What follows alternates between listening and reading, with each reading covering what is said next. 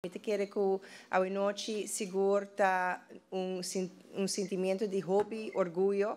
Segundo não tem mais espaço para mais grupo ng campeão a noite, para sobre já acaba nossa WAC sala completamente llena de 3 grupos individual que chega back Aruba campeão ng tour sentido e para minha parte, seguro, para meu colega, ministro de Juventude, é orgulho para estar junto com você a noite, para chamar você para vir, para agradecer você, para seguro, pôr Aruba sua imagem viagem mais, de spotlight fantástico.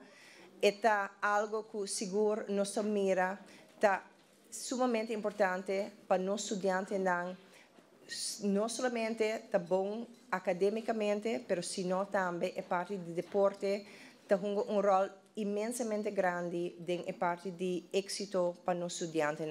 E a noite nós estamos aqui viagem mais, tem 3 diferentes tipos de deporte. Hopi ânimo, hopi entusiasmo, hopi energia, hopi alegria.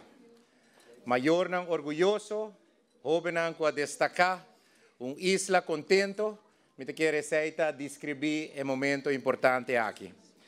Alguns semanas passadas, me tinha o honor de poder representar o colega Alex Schwengel na Prêmio Excelência de Deporte de Aruba. E na onda me trazer desejo para diante e compartilhar a opinião de que o viaja no momento que os jovens há negativo. Essa aqui está a hopi luz de nos meios de comunicação. Está a hopi atenção, está a front page no momento que o jovem has cost malo.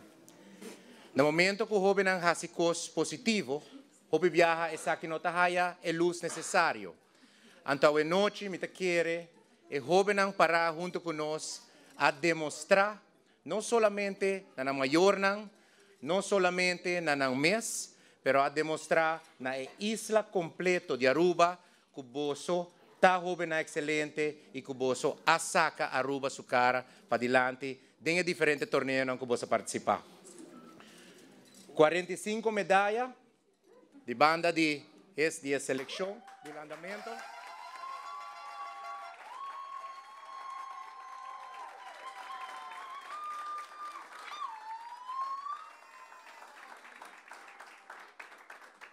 Campeonan de futebol femenino de campeonato organizado interescolar, interinsular.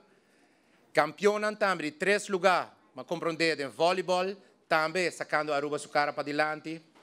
E me quero dizer e prêmio não que você 13 aqui, e medalha não que você 13, considerei não somente logro personal, mas considerei aporte na gente da isla. Aruba está orgulhoso de você. O governo está orgulhoso de você e me está 100% que tu é maior, tu é educador, tu é coach, para no momento aqui outra banda, está 100% para trás de você e hope orgulhoso de você.